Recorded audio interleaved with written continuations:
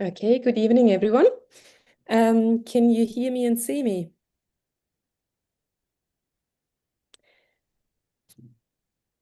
Oh, excellent. Okay, perfect. I can see some of you. I would like to encourage you all to um, turn your video camera on and your microphone off unless you're sort of asking a question or interacting. Just so I sort of see, get a bit of feedback from you, I guess. But I do understand that not everyone is super keen to have their video on. But if you're happy to do so, that would be great. I would appreciate that very much. So I thought I might just start by quickly sort of introducing myself. My name is Sonja Mart. I'll be your tutor for the next 6 sessions. I will also be marking your assessments, unless there is a huge amount of... Hello? Oh, yeah. Yeah. Unless there's a huge amount of students in this tutorial, but if it's just a normal number, then I'll also be marking your assessments.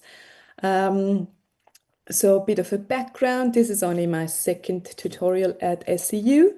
Previously, I've been a tutor at UWA, but that was a very long time ago.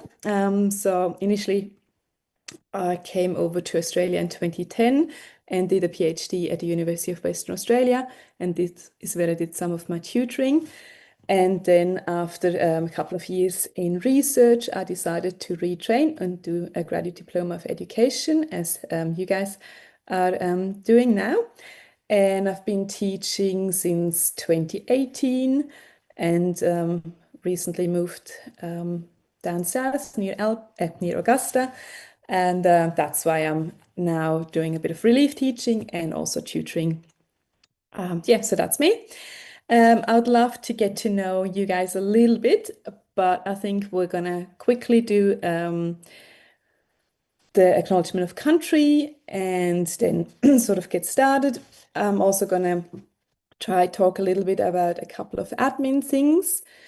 I do have to warn you, I'm not a Zoom whiz yet, but I'm working on that.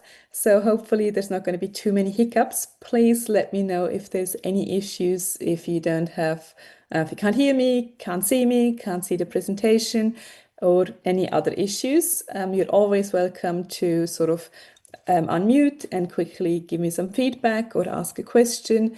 So I'm very happy for you guys to, yeah, sort of interact because the idea is that you get a lot out of this. So, if there's anything I can do to improve or change, then yeah, please let me know. I do see a couple of familiar names, so students that were in my previous tutorial, which is always great. Okay, let's get started. We we do sort of compare to some of the other units. In this one here, we use a PowerPoint presentation for the tutorials as well. So if you were in my maths tutorial last term, we sort of just went over the content in the modules, whereas this one here, we are pretty much using a PowerPoint, and then we might once in a while look at other documents as well. So it's not always just the PowerPoint. Okay, so let's get started.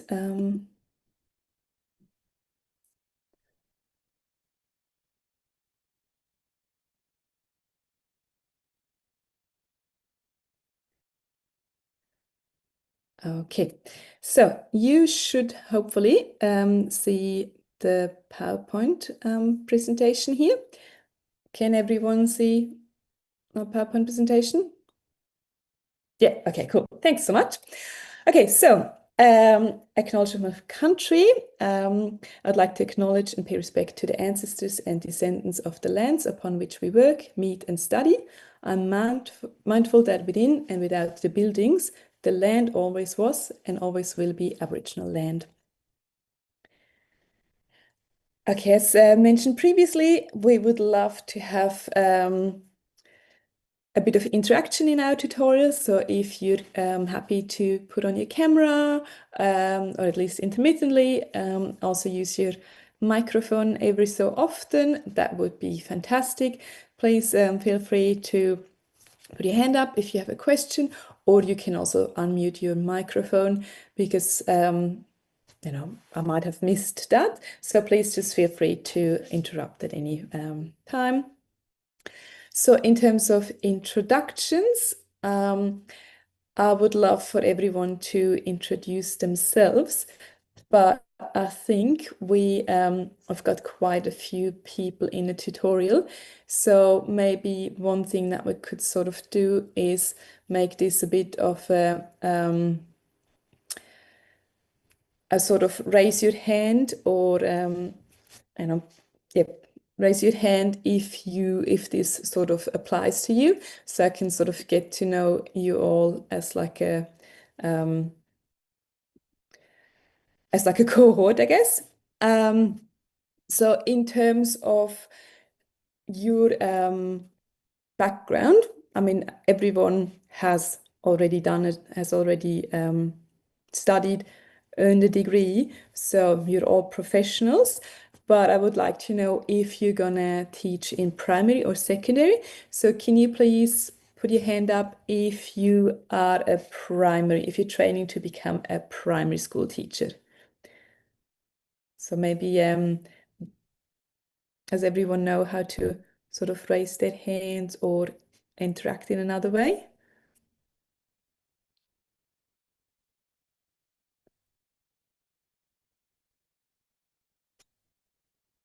No, quite sure. Okay. Anyone teaching in secondary? Oh, okay, yeah.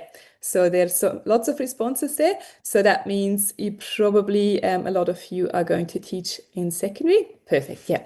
Um, yeah, I feel like often, when we sort of professionals, we've already got a bit of experience as specialists, then secondary is quite nice because we might, have like an engineering degree and can teach math really well, or we might have an economics background and can teach has really well. So that's great. Now, anyone who doesn't have English as their first language?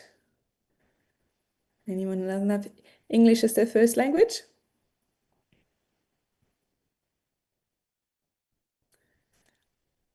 Yep, a couple of you. Okay. Um, anyone who works full time while also studying at the moment? Okay, yeah, quite a few.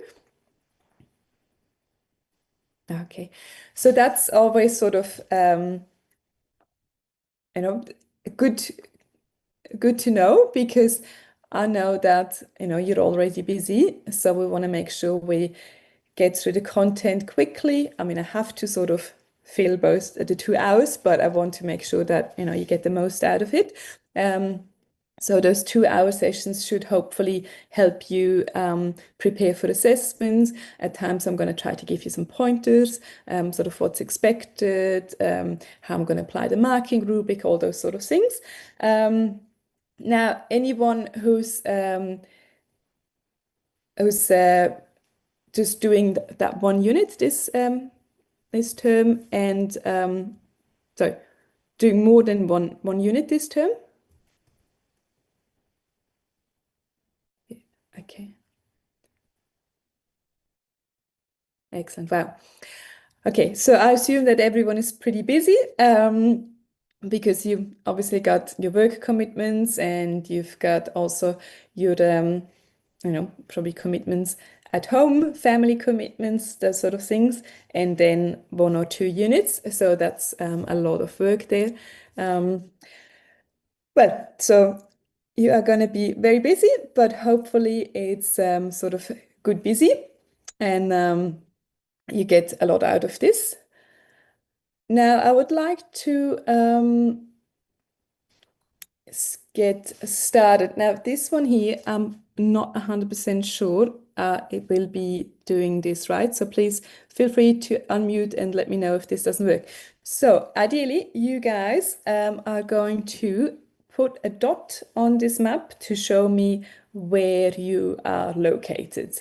Now, I was told that this works, but I'm not sure. So can you try to put a dot on this map?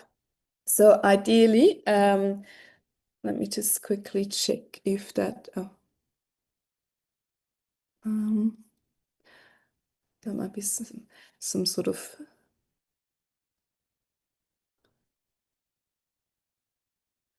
does anyone sort of know how this is supposed to work? I'm sorry, but this is the first time I'm asking people to annotate.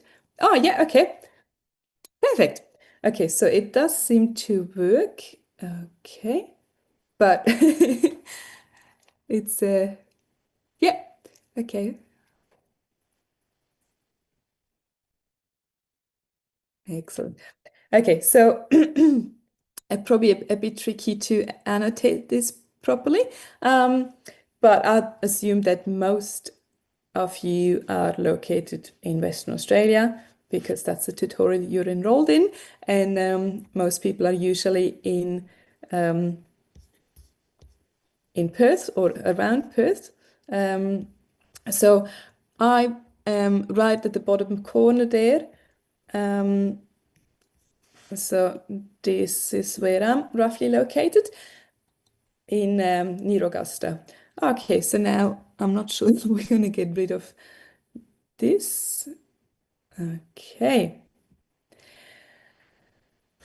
I think I can use the eraser. Okay, so for this one here, I would like you again to interact with the slide, and you're supposed to sort of tell me on a scale of 0 to hero how confident you are regarding teaching literacy. So if literacy, and this is the first time you sort of hear the word except for the unit description, then maybe somewhere down here, if you have, done a bit of reading, or that's part of like a previous degree that you did, or you might have taught somewhere else. So then it might be a little bit further up. So if you can just sort of annotate this a little bit, just put a little dot somewhere, that would be perfect.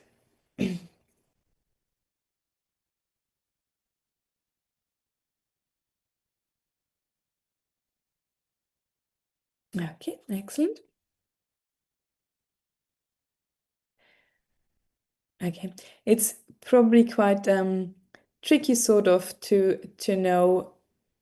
I feel like when we don't know the extent of something, for example, learning statistics, if you don't really know much about statistics, you don't know how much you don't know until you sort of start to learn about something, and then you realize, oh wow, there's actually much more involved than I initially thought. So sometimes it's really quite tricky to even know where you're at.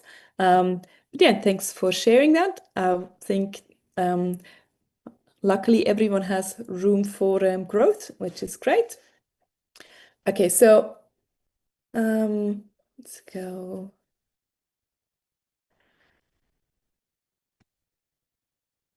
Okay, let me just we're gonna skip this one.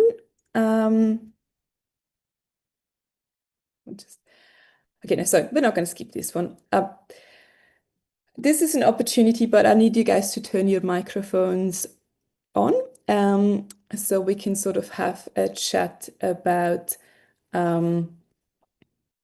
this. Or maybe you can just comment. That's a good option as well.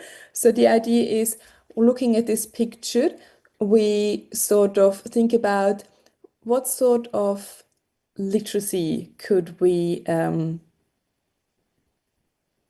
cover looking at this image. So sort of what terminology comes in mind if you, let's say, you had the year 7 class and you wanted to talk about this image, what sort of words would they use? What sort of terminology might you use? sort of where,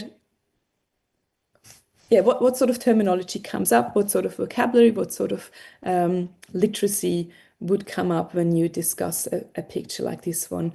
So maybe I'm just going to give you like 30 seconds to think of one or two terms, and then you can fire away in the comment section and just sort of, yeah, let me know what your comments are for what sort of terminology you think fits this picture, or would you expect from students, or just in general.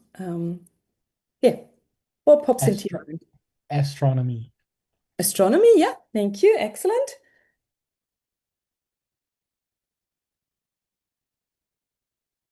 What else?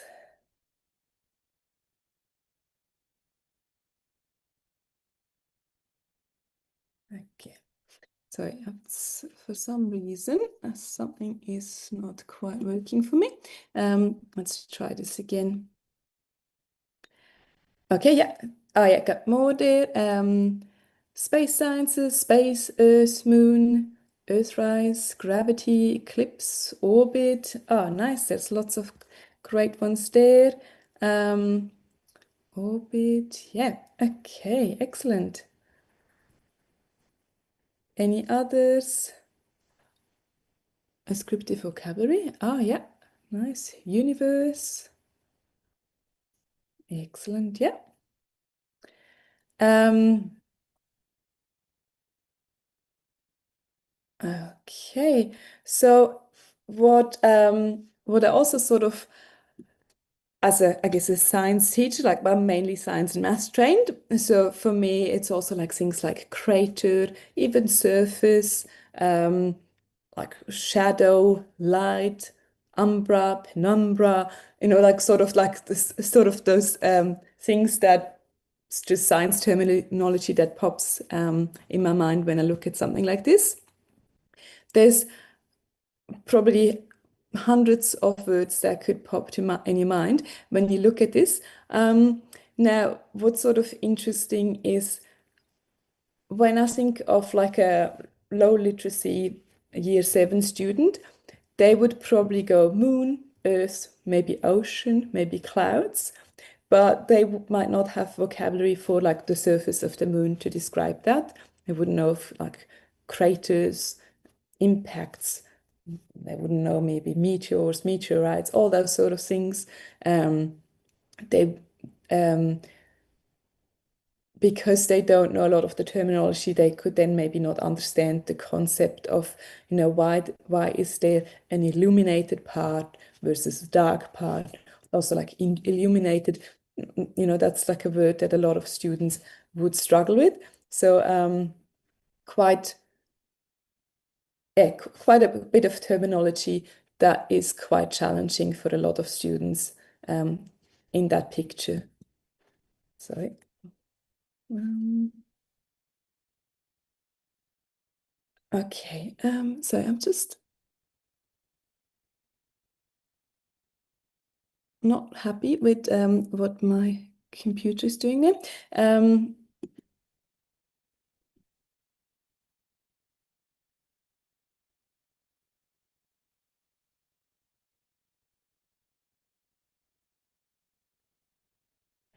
Can you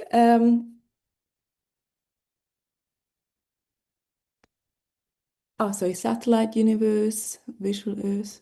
Yeah, nice. Okay, excellent. Um, okay, so let's go back to our presentation and okay. Um, okay, so this unit in general is underpinned by 3 beliefs: that everyone can be literate and numerate, that given the right support, teaching, and opportunities, everyone can continue to achieve better literacy and numeracy outcomes that will help them in their schooling, in their work, and in their everyday lives. So literacy and numeracy are the responsibility of all teachers, irrespective of their subject area. So quite important to know that no matter what you teach, you're going to teach literacy. So even if you're not an English teacher, no matter what you teach, you're going to teach numeracy. even if you're not a math teacher. And it is quite important that in your teaching, you regularly use, you explain the words, the terminology that you use. You sort of, that's part of your everyday teaching. That's part of your teacher persona, that whenever you use a word that's just remotely unfamiliar, that you will then explain that word. Okay, so as an educator, it is critical that you consider what you think about those three beliefs. Do you consider yourself to be literate and numerate? Do you think literacy and numeracy are important in your daily life? When do you use those skills and how? Whose job is it to enhance literacy and numeracy? So before we sort of get into the definitions of literacy and numeracy, I would assume that everyone is literate and numerate, and I would also assume that everyone thinks that as a teacher, no matter if you're an English or a math teacher or whatever other teacher, that you consider it is part of your job to teach literacy and numeracy. Now, what does it mean to be literate and numerate? Can we maybe in the chat, I'm going to give you a little bit of time and maybe just sort of type up like a couple of short definitions, sort of things that you think make literacy and numeracy. What are parts of that definition, or what does it mean to you? So you can either talk about literacy, numeracy, both. And or you can sort of tell me what it means to be literate and numerate. So I might give you 30 seconds, and then ideally everyone would share a definition, or sorry, share a response with me.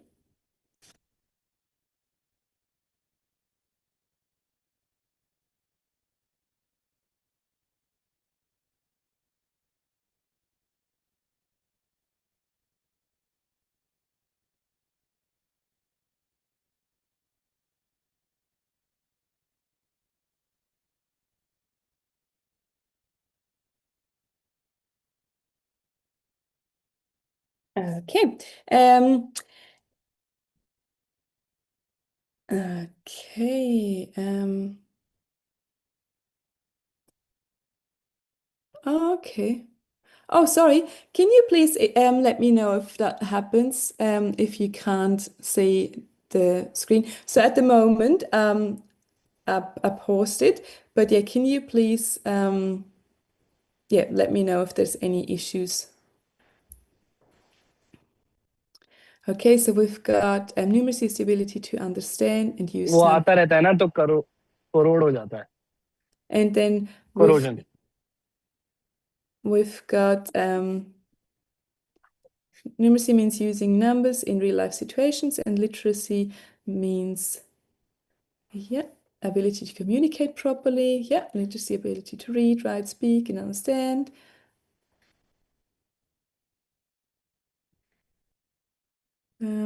Being able to understand and express ideas clearly through reading, writing, comprehension, community. Yeah, okay, excellent. Thank you so much for all those responses. Okay, yeah, so let's go back to the presentation. Sorry, let's go.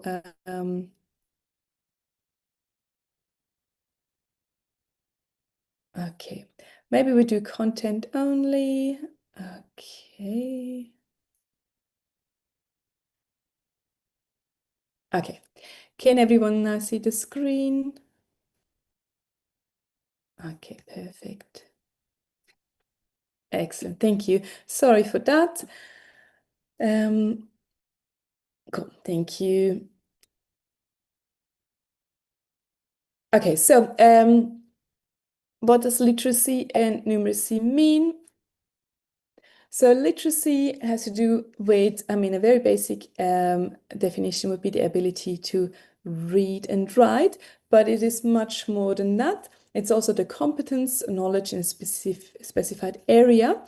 And then in Australia, in the educational context, literacy involves students listening to, reading, viewing, speaking, writing, and creating oral, print, visual, and digital text, and using and modifying language for different purposes. Literacy enables students to access, understand, analyze, and evaluate information and ideas, express thoughts and emotions, present ideas and opinions, and interact with others. All these skills are needed to engage with learning the Australian curriculum. So, for example, as a maths teacher, you're going to use vocabulary like addition and subtraction that a lot of students might already struggle with. And that is sort of part of your everyday literacy of your subject area.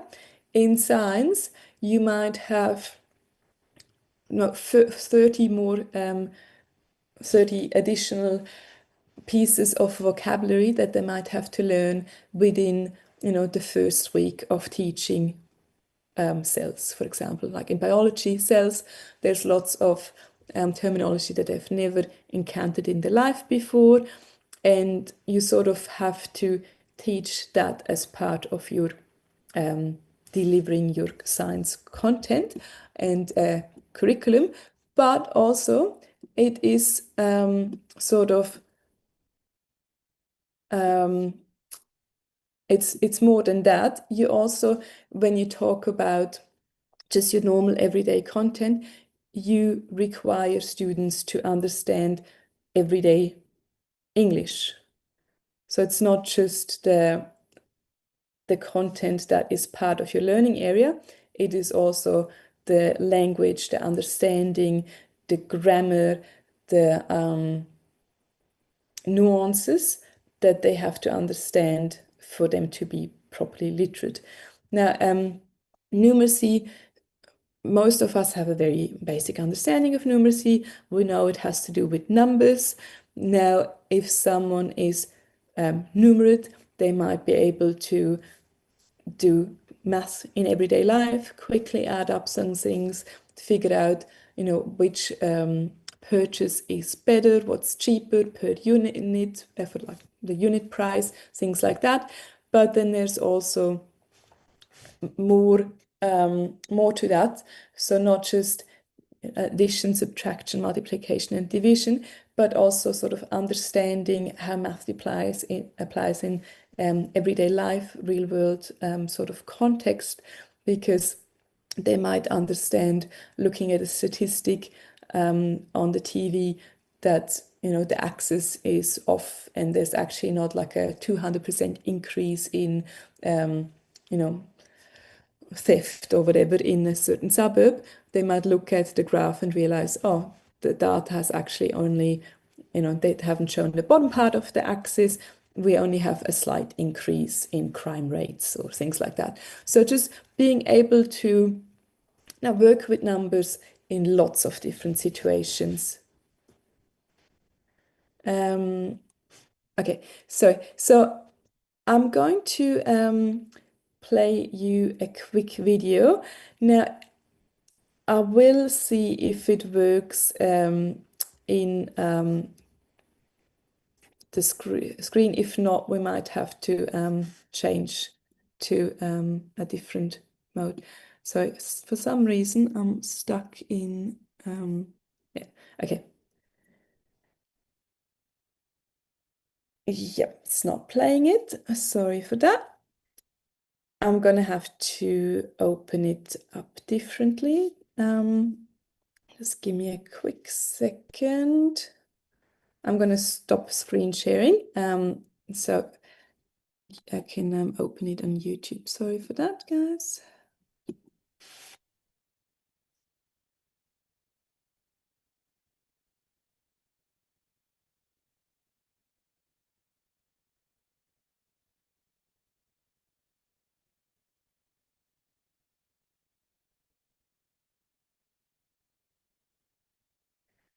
Okay.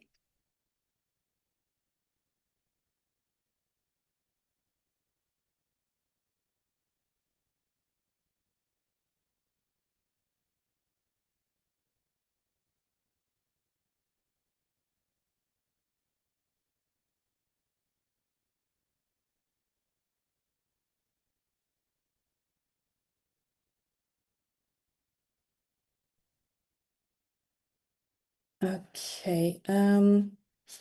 Sorry, this is very slow.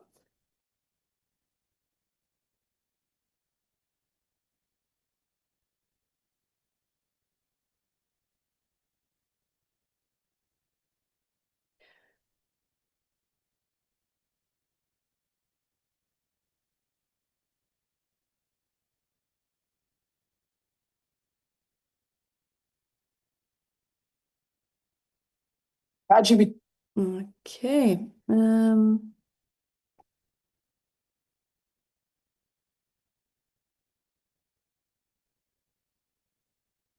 did embed it to avoid this, but then it didn't work.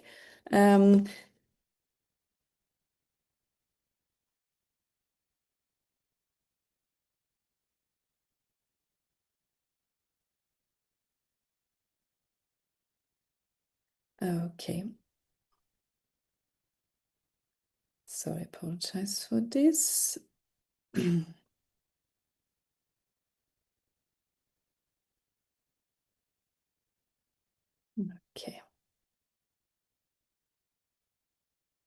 Okay, so this video is quite interesting. I'm not going to say much about it. We're going to discuss it a little bit later, but basically it's about the importance of literacy and numeracy skills and how they can be life-changing.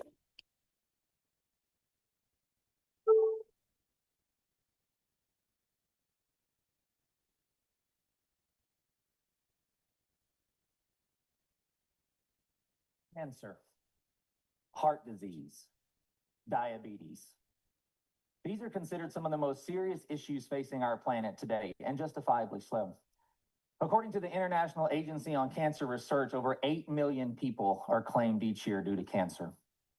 The World Health Organization reports that heart disease, the leading cause of death worldwide annually, touches 17.3 million people each year. The WHO also reports that an estimated 422 million people worldwide, including myself, live with diabetes. Do you know what affliction affects an estimated 1 billion people across the globe? Approximately a seventh of the world's entitled population? Illiteracy. That is not to undermine the importance of funding and research for these other afflictions. On the contrary, it's to highlight the seriousness and importance of illiteracy, and that if it was a health issue, would be deemed an epidemic. But unlike these other issues that currently do not have cures, illiteracy does. Illiteracy is not a social or societal or cultural defect. It's the lack of ability to read.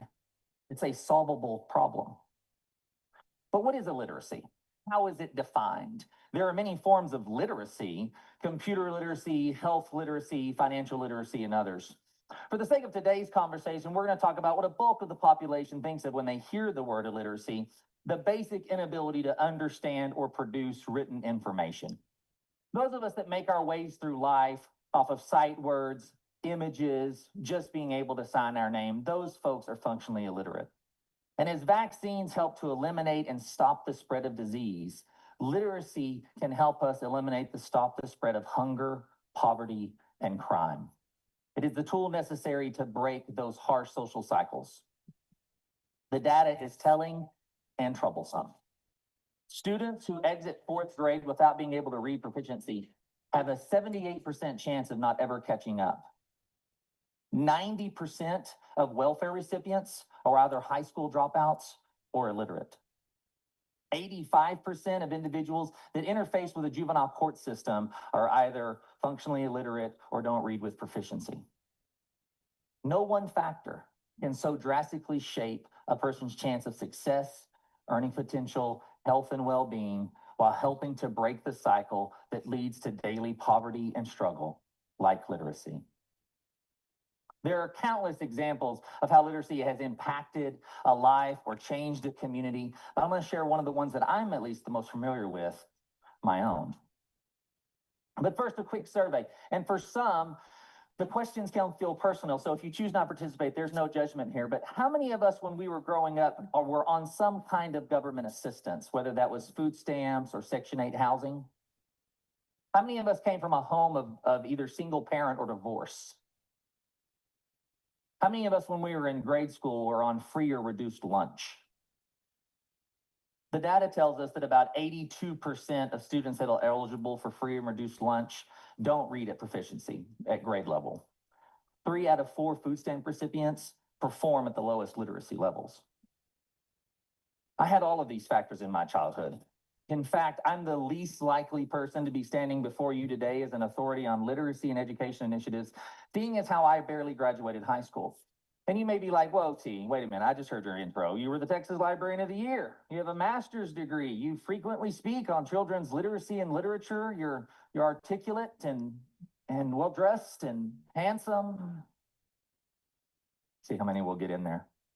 My journey begins not far from where you sit today, the booming metropolis of Lubbock, Texas. That is neither handsome nor well-dressed. Were we all that bad in the 90s, or were I just so off base?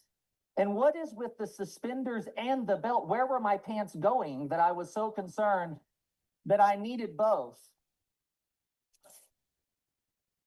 That's on a fade, thankfully. My mother, she grew up in a small farming community southwest of Lubbock called Meadow. She had a very stable upbringing. My grandfather ran the cotton gin there. She had stability, 3 square meals a day, a roof over her head. She graduated high school, but didn't finish college, ended up marrying my father and having me. I think trouble was always brewing under the surface, and when I was 7, my parents divorced and my father left. I didn't see or hear from my father from 1986 until his death in 2007. My mother, God rest her soul, she passed in 2014. She did the best she could, but with no higher education, it was difficult to be the breadwinner. So she was gone a lot, working, trying to keep a roof over our head and food on the table. But with no siblings, I was home alone a lot. And that's where my struggles began. My grades began to suffer. I was passable, barely more. I acted out, was the class clown, which after years of counseling, I know was just my way of trying to get attention. I spent a lot of time running with the wrong kind of crowd, doing things young men ought not do. Got a lot of detention in study hall. But for me, staying after school for detention and study hall was better than going home to an empty house. And detention and study hall happened to be in the school library. Now, I was an adequate reader, but it doesn't help your street cred to be seen carrying the newest Babysitter's Club or Goosebumps book. But the library was a safe, comfortable environment. And that's where my transformation began.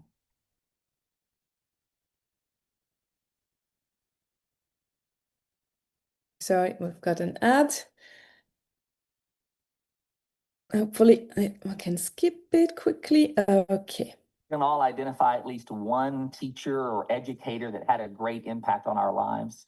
For me, one of those was the librarian at Bowie Elementary School in Lubbock, Texas, Miss Ray. Now, while all the other teachers were sending me to the office or putting me in a corner, not that I blame them because I was a pill, Miss Ray engaged me in a meaningful way. She told me about this award for books where the children of Texas got to vote on the winner. It was called the Texas Bluebonnet Award, and all you had to do to be eligible was read 5 of this list of 20 books, and that was it. For me, the idea that I could help decide what the best children's book in Texas was just by reading was magical. Just 5. Of course, I read all 20. I'm sitting in tutorials anyway. And while I'm sure Miss Ray would have preferred me to work on my schoolwork and improve my grades, I was transfixed by the idea of belonging to something, being a part of something. See, when I was reading, it didn't matter that I was on food stamps or that my father had abandoned me or that all my friends knew I was on free lunch at school. It changed me, helped me to believe that my life had all the opportunity that I was willing to take advantage of. Now, I never did become a good student, and I did barely graduate high school, but because of Miss Ray, I had the foundational skill of reading that serves as a key to unlock upward mobility for life. I don't know where Miss Ray is now. I don't know where she is or what she's doing, and I've never been able to appropriately thank her, but I hope that my life in literacy is suitable thanks. Traditional education is important, but reading is the foundation upon which all other essential skills are built. I am an example of the transformative power that literacy can have on your life and help to break the harsh social cycles we sometimes find ourselves in. 1/3 of all children born into poverty will stay there through adulthood. But because of Miss Ray and many others along the way that took an interest, I'm not a part of that statistic. All of this is why schools and libraries should be cathedrals, beacons of light on the highest hill, proclaiming to all that here is where you change your life. Here is where meaningful, impactful progress is made. Librarians and teachers should be lauded for the work they're doing, educating our children and trying to make the world a better place through education. The investment in the intellectual development of our children is not a nice to have, it's a must have. The ability to read is a fundamental human right, like access to clean drinking water or health care. Its impact is every day. 180 million children worldwide will never darken the door of a school, but if they can read, they stand a chance to make their lives better, a chance to make their family lives better, a chance to impact their communities or villages or cities. And when we're talking about impact, the greatest impact is a child's access to books. Children that have books at home is a greater indicator of future success than their parents' education level. Middle class income households, a child to book ratio is about 1 to 13. In low income areas, that changes, and the age appropriate book is 1 for every 300 children. So my challenge for all of us today is this. We need to get books into the hands of kids that will make a difference, will have an impact. The next time you're invited to a birthday party, instead of taking a toy that's going to break in a week, take a book. Stick a book in the stocking. Support your local literacy initiatives. Support your local public library. I envision a world where children have access at home to the same number of books that it's at least their age. If every 8-year-old had access to at least 8 books at home, and every 13-year-old had 13 and 17 had 17, can you imagine the impact that would have on that generation and thereby future generations? The great Laura Bush. Oh my, that is a handsome, my lovely wife on the left, and then the legend, and Mrs. Bush is there as well.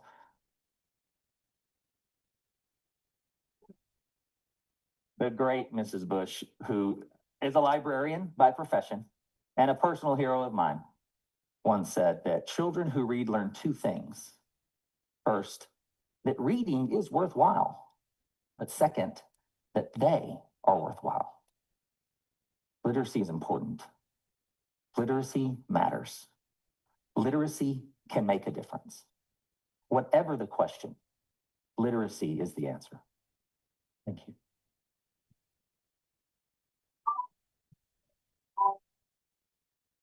Okay, so what I'd really like to hear from you guys is what you thought about the video. Were there things that surprised you, things that you found remarkable? Can you either unmute your microphone or put a little comment in our chat to just sort of let me know what your thoughts are?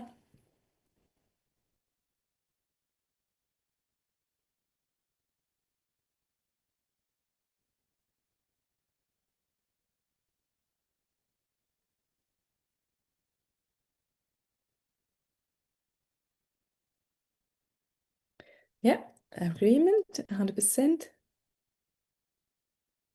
Yeah, lack of literacy in youth. Yeah, definitely.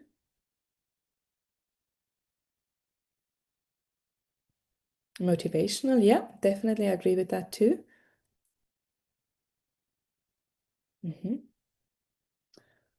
Yeah, definitely. It's that the last comment, women need to be educated. That is apparently a huge factor in raising people out of poverty across the globe. Importance of literacy, essential in early years. Definitely, yeah. Thank you. Feel free to add more comments.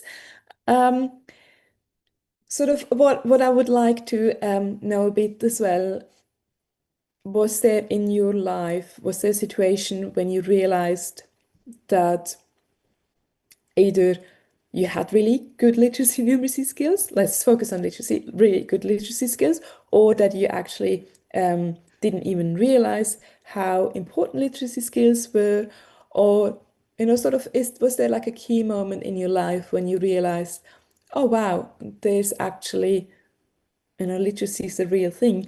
Because I remember for most of my life, like an above average student. There was no sort of real struggles. Learn to read, learn to was never like really into books much, but sort of always was good enough at reading and writing, so it was never a problem.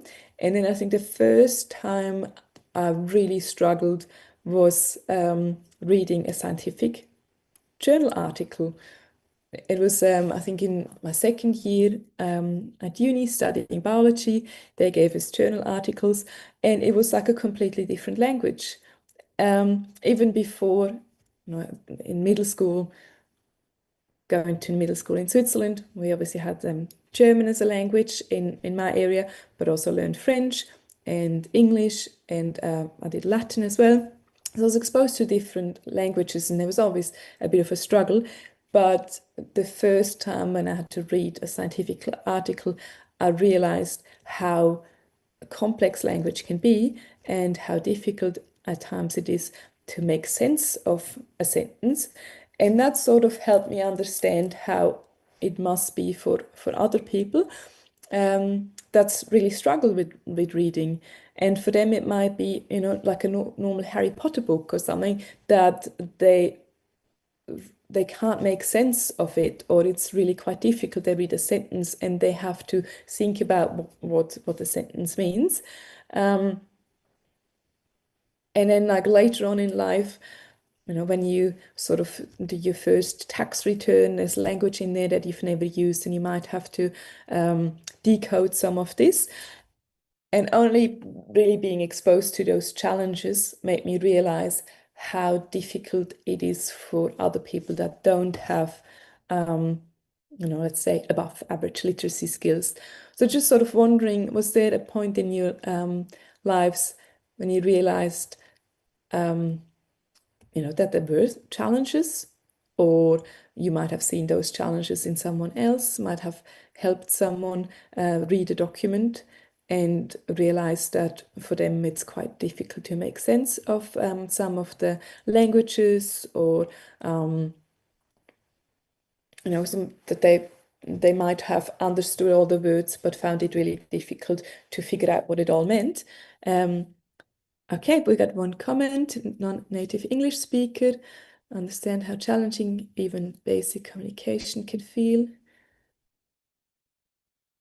Yeah.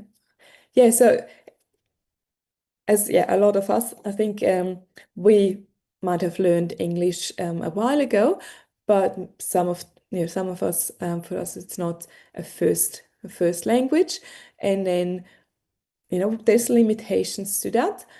I've been in Australia for 16 years, but I still have an accent, and it's still sometimes challenging to communicate certain things. And then, we sort of know how challenging it can be for other people as well. Thanks for that comment. Anyone else who's had some moments, challenges, or just things they would like to share on this topic?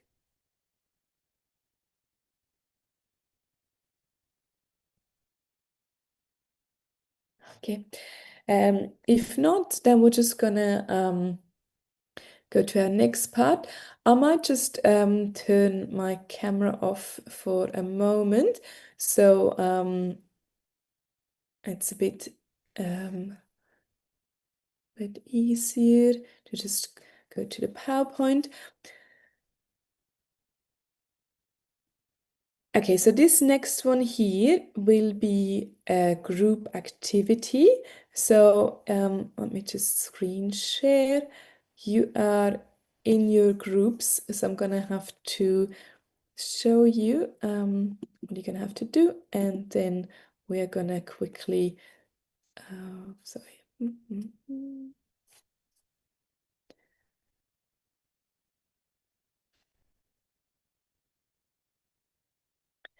Okay.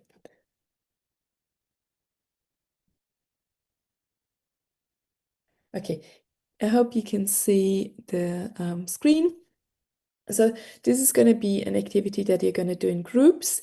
And for this one, you're going to have to unmute and sort of talk a bit about, did you have a teacher that changed your opinion of literacy and numeracy? Like when you went to school yourself, can you remember how literacy and numeracy sort of was taught, what the focus was, or was that something that you sort of just absorbed unknowingly? Have you ever seen a super effective and empowering literacy and numeracy learning experience? Maybe even on a prac or for your own children, something you might have experienced yourself, something you might have seen, observed. Yeah, so I would like you to initially, when I put you into breakout groups, introduce yourself and then have a bit of a chat.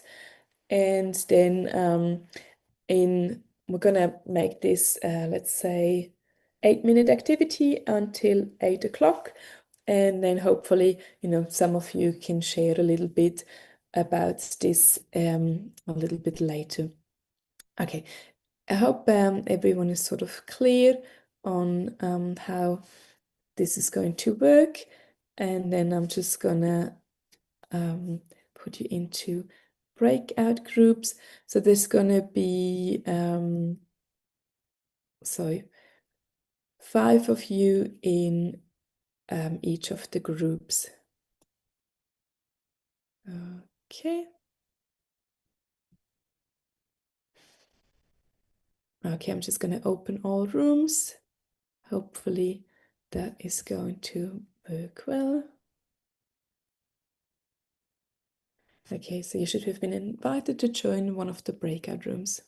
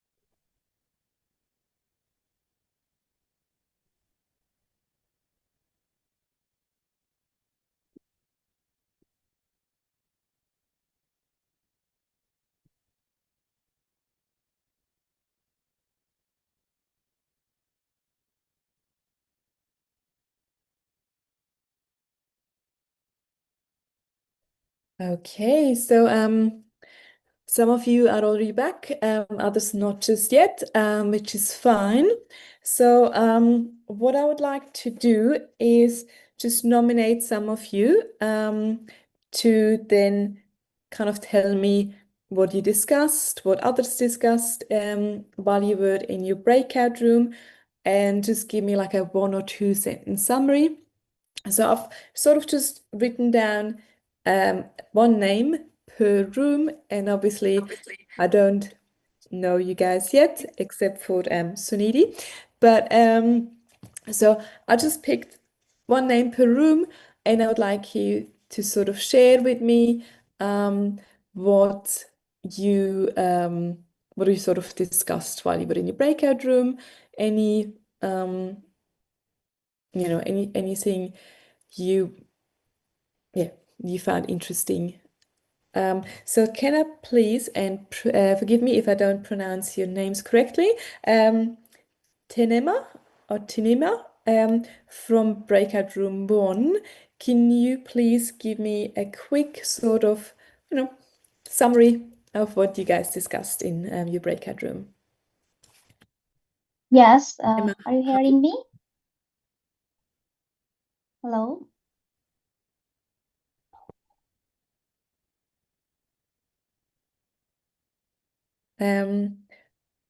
might give you a moment if you're not quite ready yet. Can I Yes, please? I'm ready. Oh, Yeah. sorry. Okay, yeah, sorry, I can hear you now. Thank you. Yeah. Yeah. We just sharing our experience regarding the numeracy and literature.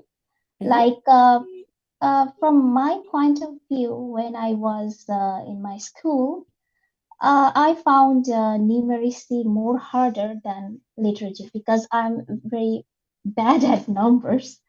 Okay. And yes, and the takeaway from Mhm. this is like for good teaching methods and real life examples make learning more easier and more meaningful. So as a future educator, I should definitely focus on making lessons engaging, practical, and relevant for my future students.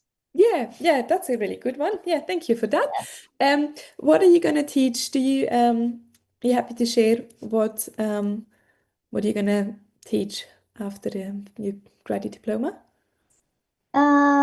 As I'm a business graduate, Hmm. so um, it will be easier for me to um, engage in economics and business related Yeah, subjects. Yeah. yeah. So humanities and social sciences, probably. Yes, Yeah. definitely. Oh, nice. Okay, excellent. There, there's probably like quite a bit of numeracy in there as well, but it's different sort of numeracy to, teaching maths or like the maths that you would have done in your classroom. But I'm sure, Hmm. teaching, studying economics, you would have come across lots of numeracy there as well. Yes. Did you enjoy that? Yeah, I enjoyed it, but Yeah, some nice. it's become very challenging for me. Yeah.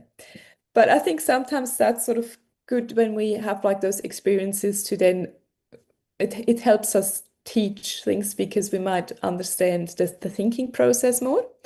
So that's sometimes that's going to be your biggest strength. Okay, Sunidhi, room 2, can you please give me a little bit of a summary? Thanks so much, Tinime.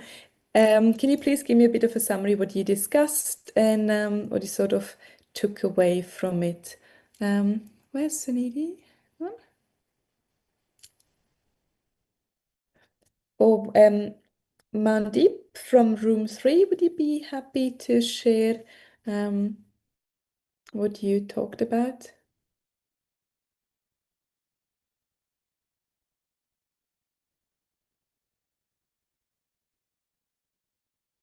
I feel like we lost some people. Yeah, I feel like when we were joining back the main session, it was Mm. stuck on the loading screen, so I left the meeting and joined again. Oh, okay. Oh, thanks for letting me know. Sorry for that. I don't know if like there's anything I can do differently, or if that's just sort of a bug in the Zoom. But hopefully it means we're gonna get those people back. is Ryan. Ryan, you're back from room 5. Could you please give us a bit of a summary of what you guys discussed and what you sort of learned from it? Something interesting. Well, nothing really stood out for me because, like, for me, my first language is English, so like the literacy and numeracy components, I guess I grew into it. It's not that like, yeah, I Yeah. don't really have any like difficulty with it, and yeah. Yeah, okay. Do you sort of feel like even as a native speaker, there's still sort of texts that can be challenging? For example, I don't know what your background is, but maybe like when applying for a mortgage, there's some sort of jargon in there that you're not familiar with from everyday life, or I don't know, for example, medical things, or sort of just Yeah, well, sorry. You can go no, ahead. so there you go. Yeah. I kind of relate to you when you said that when you were reading like scientific journals, there was some like jargons and words that I didn't really understand because my background's in bio as well. Yeah, okay. Like when I'm reading stuff, and there's some terms where I'm not familiar with, and when you have to do like a journal club and you have to research stuff, so Yeah. it was hard. Yeah, You kind of it's a steep learning curve, yeah. I think. Yeah, nice. Thanks for sharing that. Let's go back to room 3. I think, Mandeep, I don't know if you were sort of struggled to get back into it, but I think you were not here for a moment or I didn't see you. I was just wondering if you'd be happy to sort of share what you discussed in your breakout room and sort of what you found interesting or important.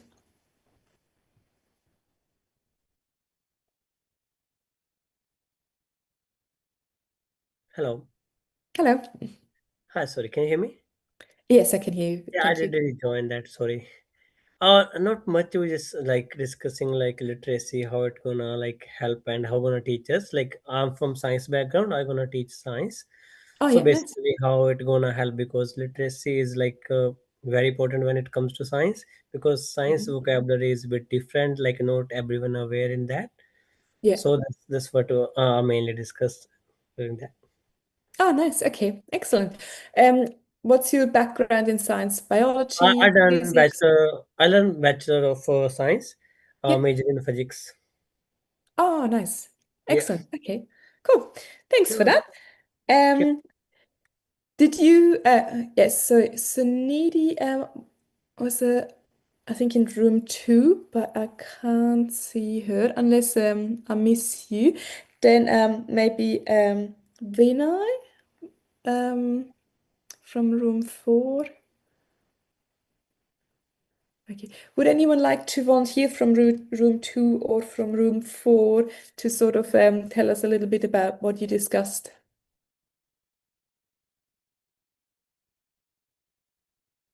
Be happy to volunteer. Please just unmute and chat away.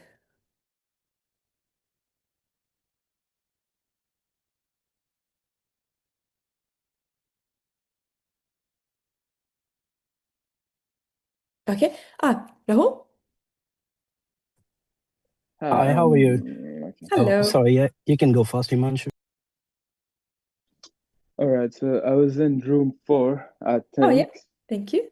And yeah, we basically discussed like there was a question if there was a teacher in your background who changed your perspective about the literacy and stuff.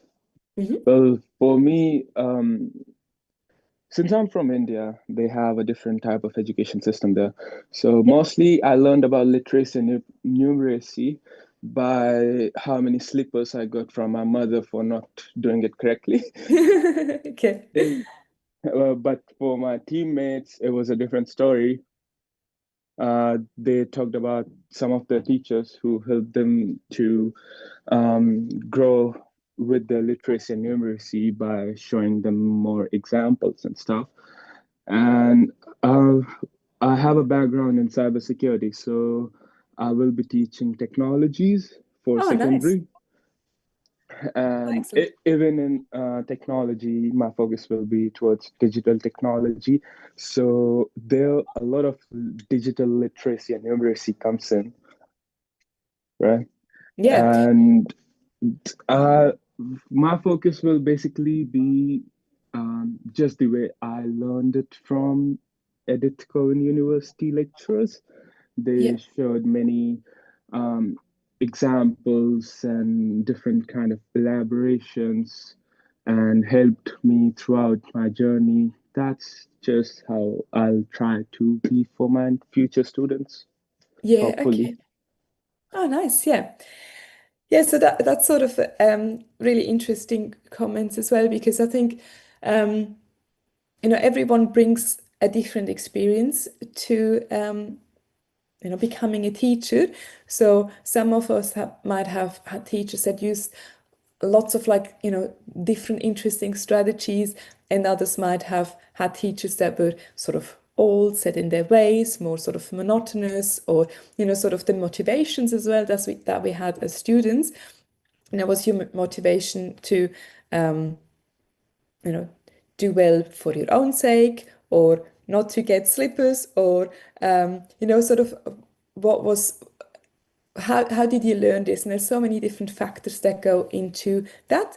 Your background, as we also learned in the video, lots of kids from disadvantaged backgrounds, for them, literacy is much more challenging to learn than a kid that, has grown up in the perfect home, not that that really exists, but, was read to them every day, had lots of books.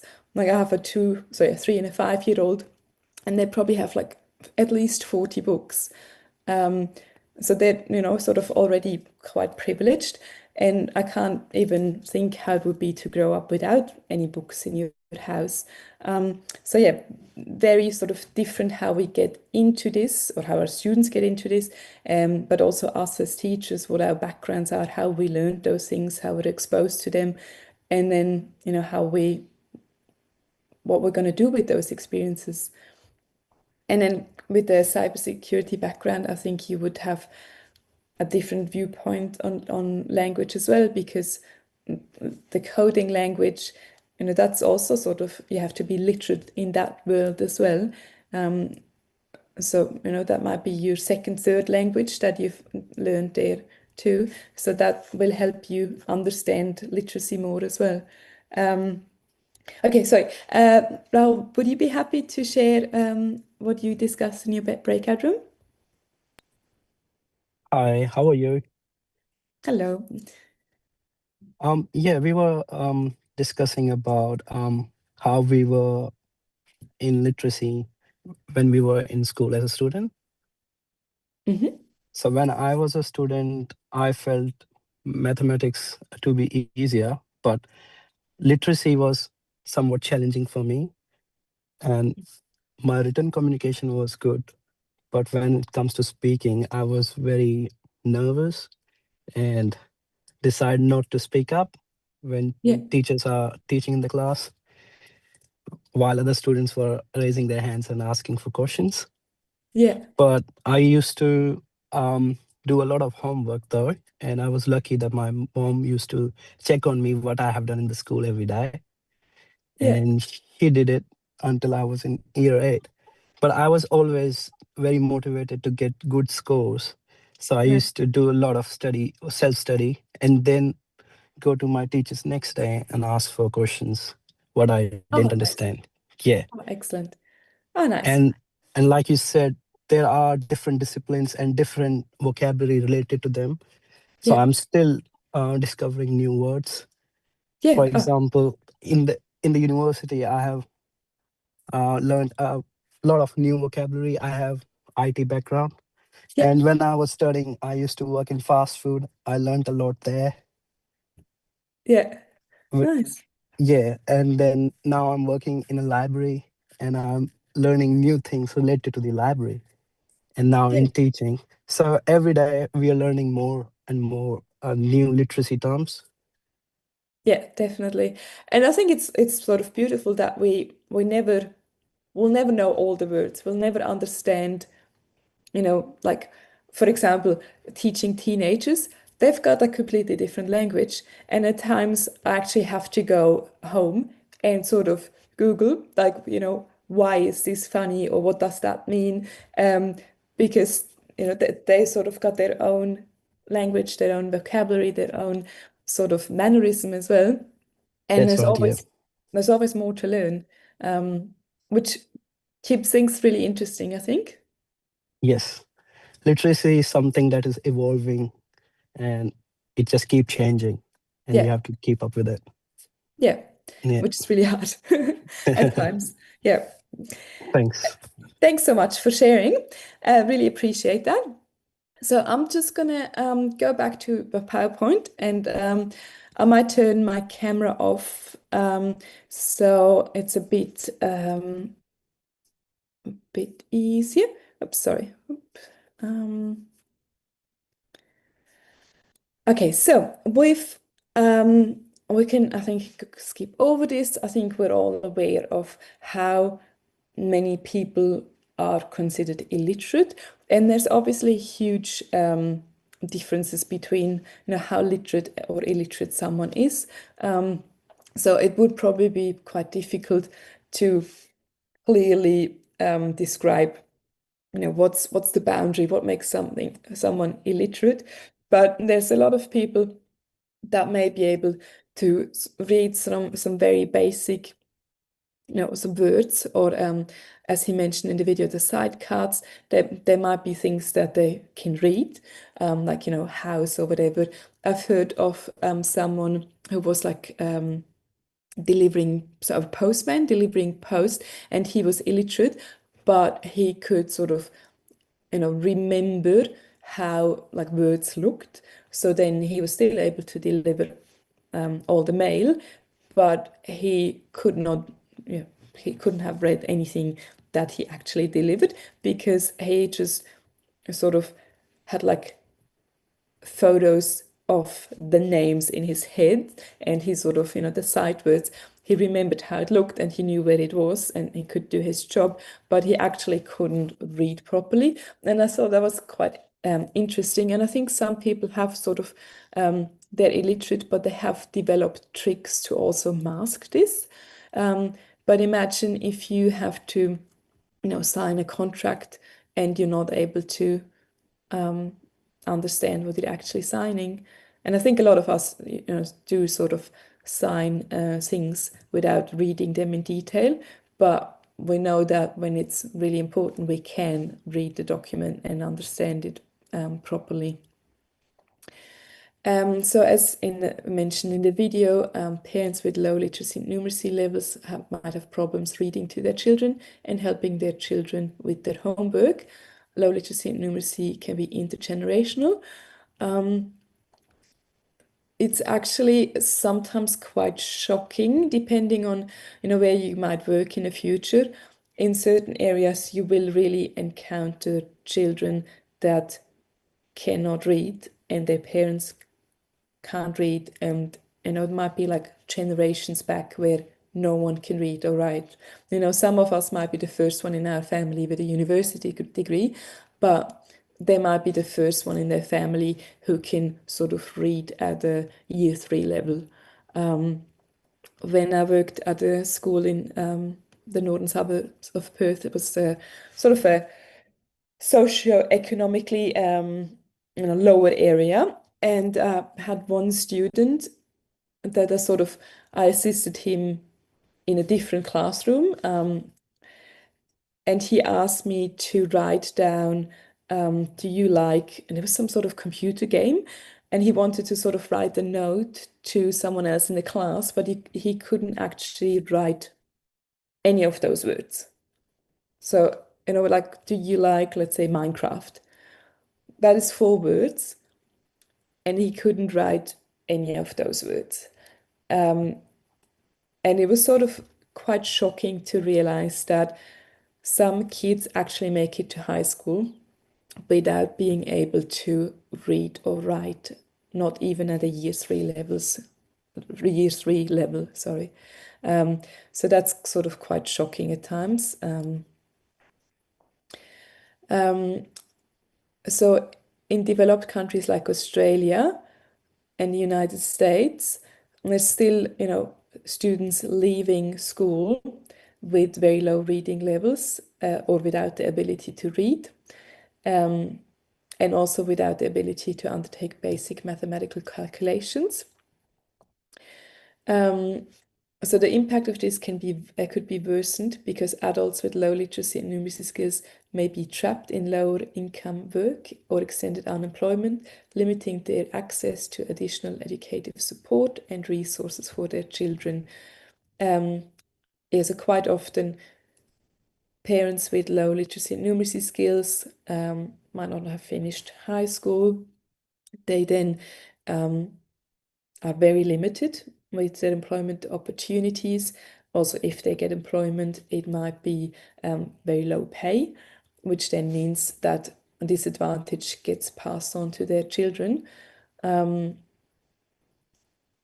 think that at least in Australia, there's lots of different systems, different approaches to sort of help overcome that. So, for example, kids or babies, as the mothers go to the midwife for assessments, they might get a couple of books. Then later on in kindy, they get books as part of the library. So like every library sort of has programs where they then give book bags and books to children. So I think there's a few programs in place to try and overcome that. But I think the gap between kids that don't have any resources at home and the kids that have more than they can ever use is huge. Yeah, so I guess how do you feel about this? I know that sort of realizing this in the profession, I couldn't have imagined that because the way I was sort of schooled, we got split up after primary. So the kids that sort of already underperformed at primary school, they were not schooled in the same school as I did. So I sort of missed that. I didn't realize how poor the literacy and numeracy skills of some of the other students were because they were in other schools. So coming to Australia and teaching in Australia, realizing that there's a huge gap between our best performing and our worst performing students, that is sort of quite unsettling. Okay, so thinking about your previous and current careers, what specific literacy and numeracy skills are required for you to be successful in that role? Could this be a barrier to others who are less literate and numerate? Have you ever really considered this before? Where do you think your literacy and numeracy skills come from? So, this is something that we should all sort of think about, how did we get to where we are? And, some of those skills we probably picked up at home. Some of us might have had very educated parents or very caring parents that sort of wanted the best for us and, tried to read to us and, help with homework and all that. And then, we might have had great teachers who really sort of helped us where we were at and moved us along. Or, we might have been very self-motivated. But then, thinking like, how is it for others that haven't had that, weren't that lucky? Where are they now? And then, yeah, as a teacher, what's going to make you successful in your role? And what could be barriers for you as well?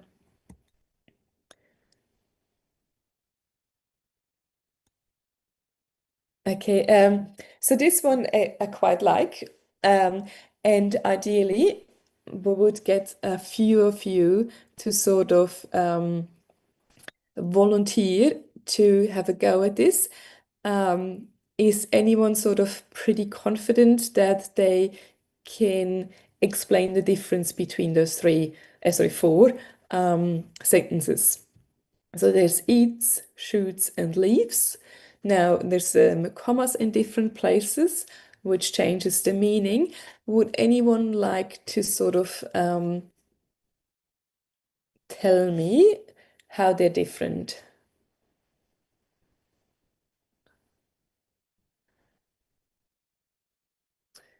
Anyone keen to have a go?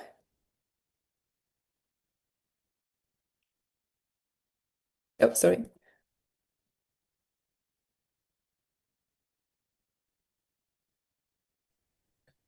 The first sentence is the eats the bamboo shoots and leaves, Yeah, nice one. Yeah. and the second one is eats the shoots and then they leave. So different order, I guess, or the order is important. So the third one means eats. Shoots can mean like maybe shoots a gun Yeah, yeah. and then leaves. So like leaves goes away. Yeah. Yeah, or departs. Yeah. Nice. Now there's two of those that are the same. So bonus questions, which ones have the same meaning?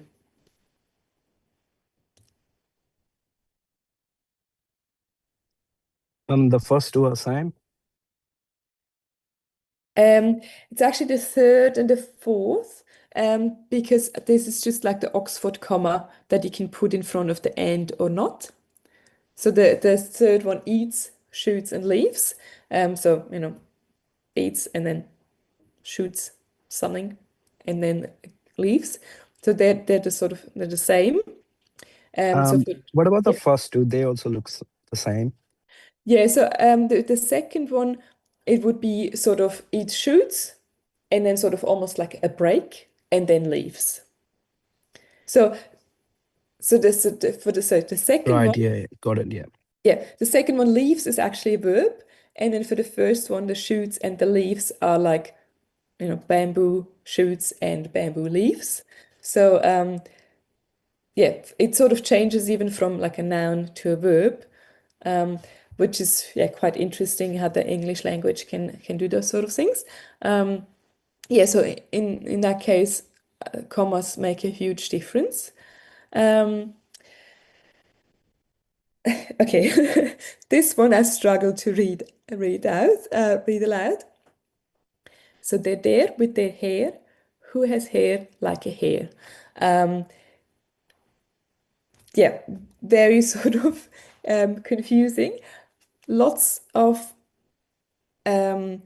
similar sounding words, but obviously very different meaning. Okay, so there is the three different theirs and the three different hairs. Can anyone explain the three theirs and the three hairs?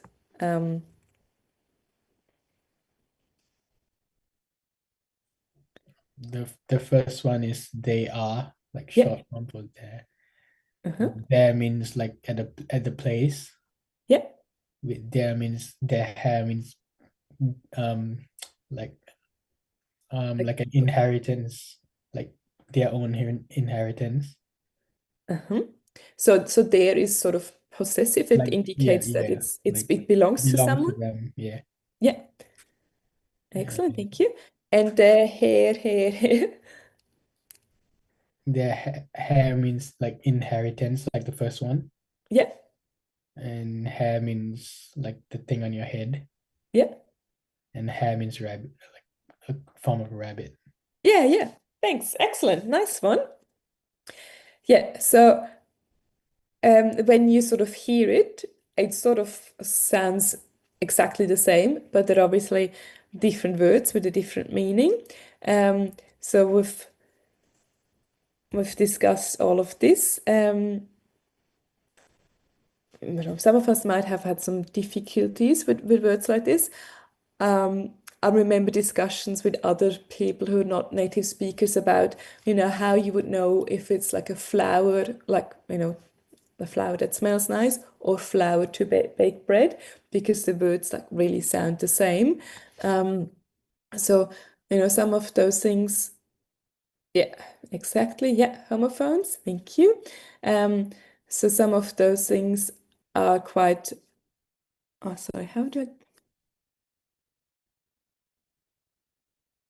Sorry, just yeah. Okay. Yeah. So some of those things are really quite difficult for non-native speakers as well, because we might not have like the trained sort of hearing for that. Now, so different areas of literacy learning. Now, we're gonna sort of skip over this a little bit because we're sort of gonna run out of time otherwise. So, yeah, let's get into it.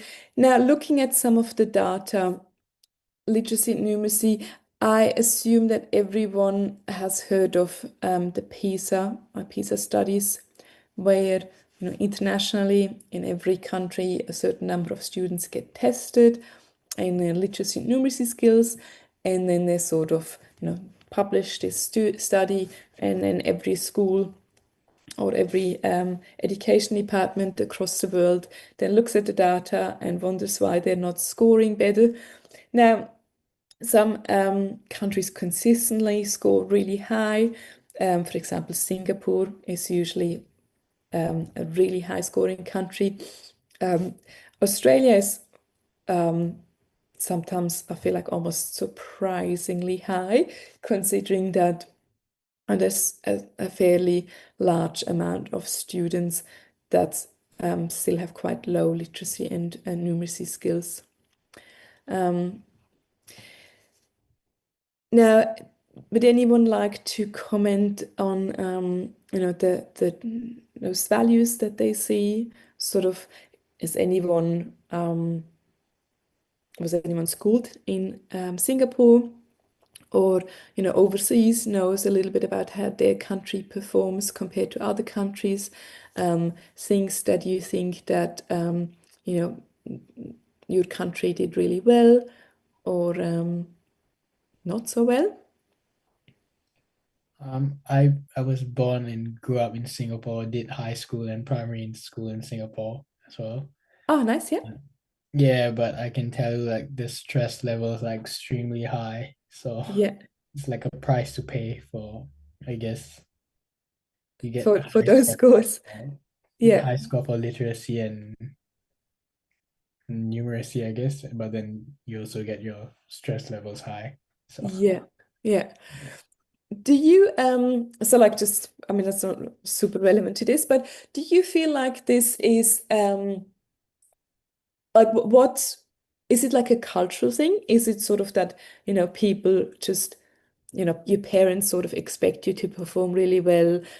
Is it like sort of worried about future employment, things like that?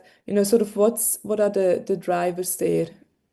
yeah, I guess it's like the Asian culture, like because all we did back home was just study. Yeah. Because like in year 6 and year 10, we have like a national exam that the whole country sits for. So it's really like preparing us for those exams because those exams determine where you go in the future. So like a good uni or a good job in the future. Mm. So yeah. Wow. Yeah. Yeah. So also Rao commented like pressure from like the family and peers to perform really well. Yeah, I think that's really interesting. I've heard similar things about Japan as well, where yeah, it's just the number one priority of the family that children perform really well in school, so they have lots of opportunities in the future.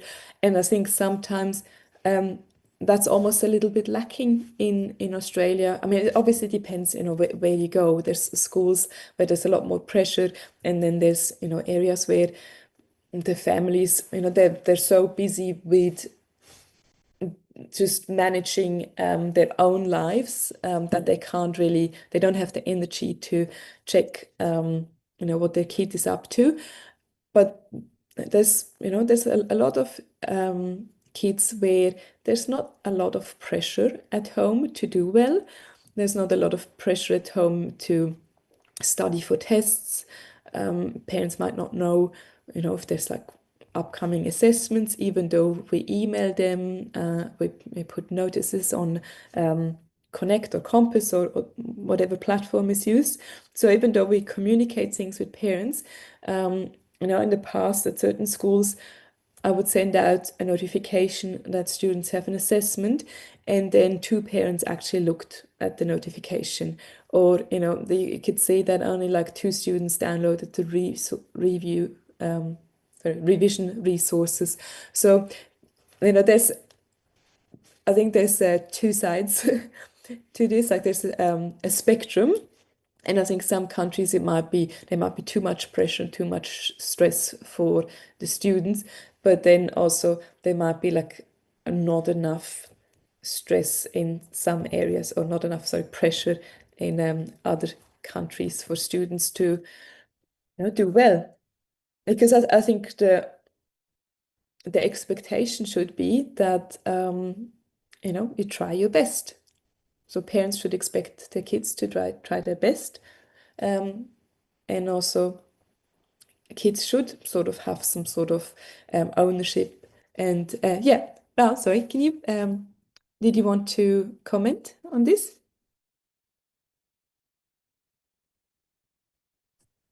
Yes. So Yeah. I want to make a comment that in Asian cultures, I feel like not both parents are working. So one of them is more devoted towards their child, Yeah. and they're actually watching the child. Whereas in Australia, people are busy with their workplace, and they Yeah. are more exhausted. And in Asian cultures, I feel like parents often compromise their social life to focus on the children. Whereas in Australia, I find that they are more focusing on their social circle and their Yeah. professional life, and kids are left behind. Yeah. Yeah. I think that's a very, very fitting. Yeah, and that's a very good interpretation of what's happening. As a parent myself, I can see, parents that are extremely dedicated, but then I also can see parents that are not dedicated at all, or in other ways. And where sort of like it feels like the kids are not a priority.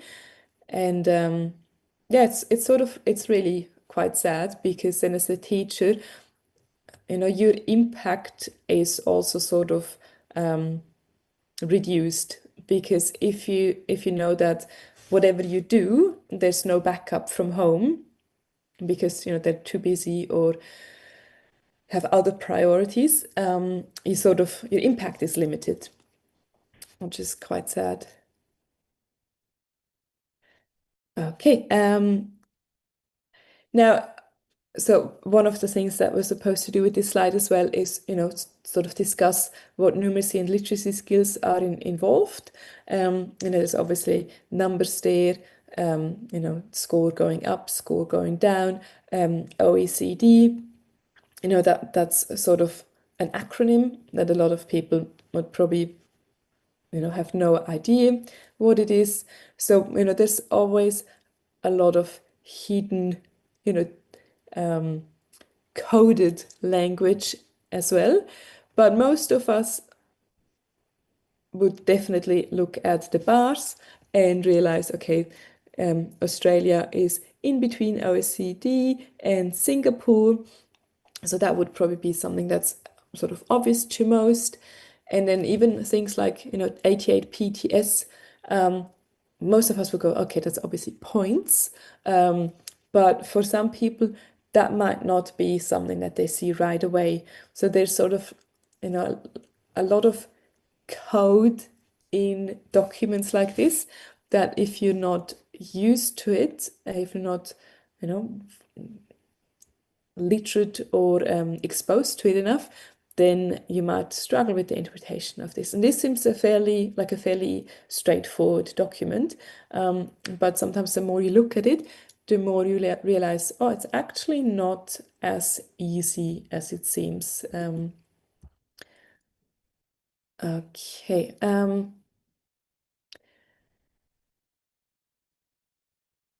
Okay, so there's a sort of those results are always quite interesting, the PISA results, and there's always like a bit of discussion about, how relevant they are, and can we really compare, for example, years like, COVID? Can we compare what happened in Australia to what happened in other countries, and the relevance of those things? But what we've sort of seen is that Australia's reading and mathematical literacy has sort of declined, and it's been like a steady decline. But even then, the data is always relative. So, if Australia's results sort of decline, maybe some other countries have just caught up a bit more to, where Australia is, or where some of the other countries are. I mean, if we go back 20, 30 years, there might have been huge differences between, at the time, developed countries versus developing countries. But now, a lot of countries that might not have performed as well 20, 30 years ago are now like performing at a really, really high standard, because at the time they might not have had schooling. Not everyone might have attended school, but now a lot of kids do. And especially Southeast Asia, like Thailand, for example, has increased, their sort of literacy levels, and generally like the education levels of their population in a really, really impressive way. And I think sometimes it's a bit hard to like really look at Australia's data and sort of say this is exactly what's happening, because we look at other countries and we just see what's happened there, and they've shown some impressive growth, and Australia might not have had that. But I think the consensus is that there's definitely a need to improve literacy and numeracy skills in Australia, because there is a substantial amount of kids that sort of don't meet the benchmark. Now, in Australia, or for example, in Western Australia, students are supposed to finish all the way up to year 12, but they can leave earlier. But they can only leave earlier if they achieve what's called WACE, the Western Australian Certificate of Education. Now, to achieve WACE, you have to meet a minimum benchmark of literacy and numeracy. So, and this can either be done, that benchmark can be met by achieving a band 9 in NAPLAN. So the NAPLAN is the nationwide assessment of literacy and numeracy. Now, students do that every second year throughout their schooling.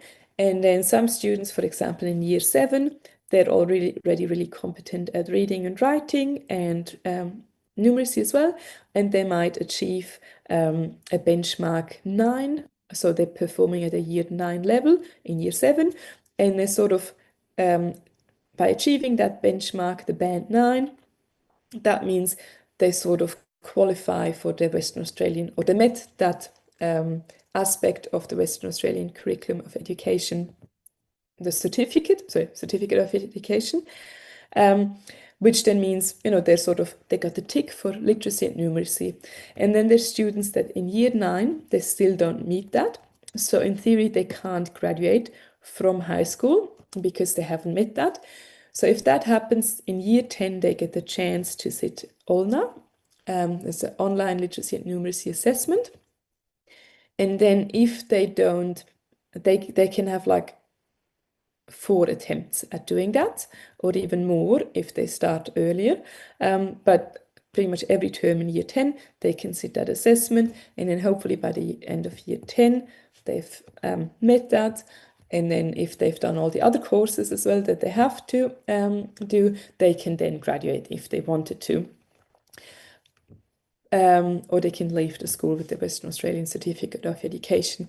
But there's actually a lot of schools where a lot of students don't meet that benchmark in year 9, and then throughout year 10 they have to sit that test every term. Some schools have like special programs where there's literacy support and numeracy support to sort of get those students to pass ALNA. And ALNA is a very sort of a fairly low standard. But there's still quite a few students that struggle with that. And a lot of schools have started, to sort of do the coaching for ALNA, and then now they're realizing they have to start earlier. And then some schools have like special literacy and numeracy programs that start in year 7, where students that just don't quite meet the standard at the year level, they get extra support. So a lot of sort of resources go into that because there is a significant number of students that really struggle. And there's, almost not a day in teaching where you don't have an interaction with a student that is almost illiterate or illiterate. As a relief teacher at the moment, I often teach math, and at times students ask a question, and then I sort of work through a problem with them, and I ask them, what's 3 times 5? And they use their fingers, and then when they realize it's more than 10, they say, I don't know. And then you go like, okay, count in 3s. 3, 6, 9. What's the next number going up in 3s? And they can't do that. And those are skills that are, mid-primary level. They're not high school level, but that's how big the knowledge gap is. So it is quite, significant. Sorry. Okay, let me just quickly pause this.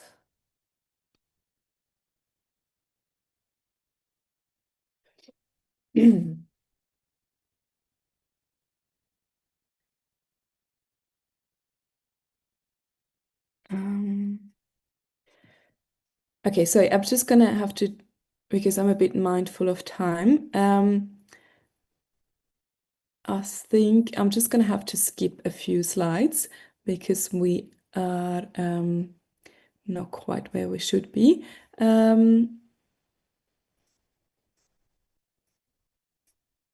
Okay, yeah. We're gonna do the next few slides, and then there's gonna be a few that I'm gonna have to skip. But it should not be a problem. We can always do a bit of catching up next week if that's necessary. We'll see. Okay.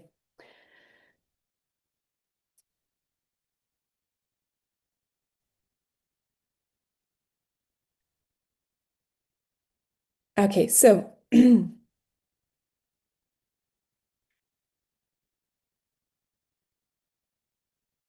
okay, so yeah. So while Australian results have stabilized, a position in the top 10 largely, because of other countries are also dropping, but sometimes there's also the COVID sort of bias coming into that as well. But yeah, just over half of Australian students achieve the national proficiency standard. So that means that a lot of students are not demonstrating more than very basic skills, because and sometimes the standard is not extremely high, and if only 50% meet the standard, that's quite concerning. Yeah, so, oops. Sorry, why is it doing this? Okay, let's let's skip some of this because yeah, we're going to talk about NAPLAN. So NAPLAN, if you didn't go to school in Australia, you're probably not familiar with NAPLAN. So that's the national assessment of the proficiency in literacy and numeracy. Now, it starts in year 3, and then every second year students get assessed, and ideally, they would progress at the expected rate. But then you might find some year 5 students that perform at the year 7 level, or also some year 5 new students that perform at a much lower level. So what you guys are encouraged to do is explore this resource a little bit in your own time. So, maybe after the tutorial at some point during the week, have a look at the NAPLAN results. Now, often, like every school, for example, will publish NAPLAN results as well. You can look up sort of, those things. So when you get to picking a school where you would like to work, it's sort of good to see how well they performed in their NAPLAN, because the higher the performance of those students, the probably easier it is to teach those, because you might not have huge struggles with your basic literacy and numeracy. Because, for example, as a science teacher, you sort of you know that it's not the case, but you have to teach. You have to assume that students understand basic English, and that you can sort of teach the actual content, and then your focus is teaching the vocabulary that is part of that content. But sometimes you realize that's just so far beyond what they can understand, that you have to really break it down a lot and make it a lot easier, just to sort of meet them where they're at. Now, so John Hattie, if you are sort of interested in some educational gossip, you can sort of look up what's going on with John Hattie. But basically, John Hattie is one of those big names in education, and he's published a book that was based on the meta-analysis of apparently 2,100 different studies. Sorry, 130,000 studies, and he did a lot of meta-analysis on those studies, and then he figured out sort of what are the most important factors that make a teacher effective. Sorry. Yeah. If you have to leave, then hopefully I'll see you again next week. Yeah, please feel free to leave if you have to go. Yeah, so he's sort of given recommendations based on those studies, what makes a teacher an effective teacher. And a lot of schools have taken a lot of his suggestions on board, and a lot of professional development has happened based on the factors that he's that he's identified as the most influential. Now, recently, sort of there has been some criticism of his work, so that's obviously not something that we're going to discuss now, but you definitely will hear his name a lot more. Now, as a teacher, you can obviously make a huge difference in your in students' lives. And that's one of the things that he's figured out. Biggest effect size on student improvement. The teacher has a huge impact. So we're going to skip those videos. And then next week, we're gonna focus a bit more on navigating the curriculum. Now, you've probably just listened to the workshop, and I think some of this was sort of covered, but we're gonna do a lot more about the curriculum over the next few sessions. So yeah, I'm just gonna sort of finish here because we've only got 4 minutes, and then we're gonna next week have a look at those things. Very sorry that we didn't get through this.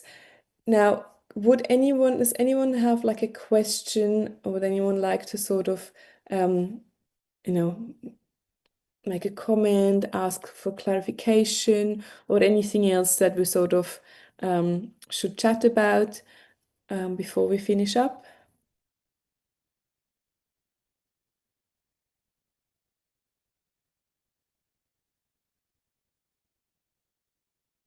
Okay, if not, yeah, sorry, apologies again for some technical issues.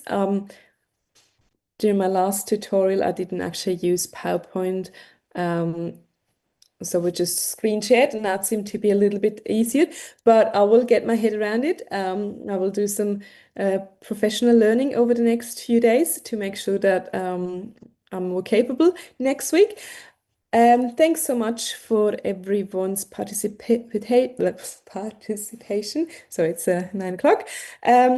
Yeah, so hopefully I will see you all again next week.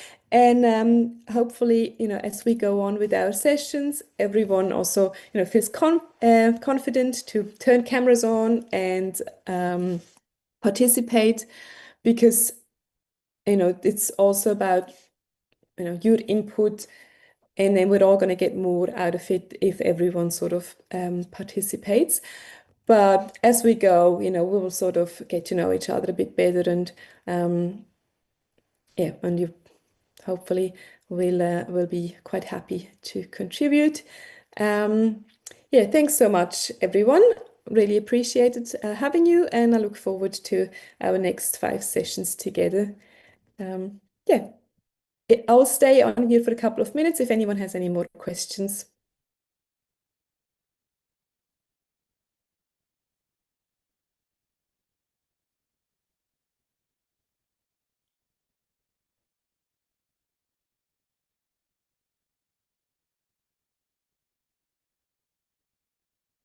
Yeah, thank you.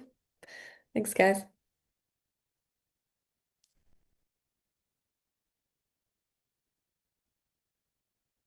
Thanks, everyone.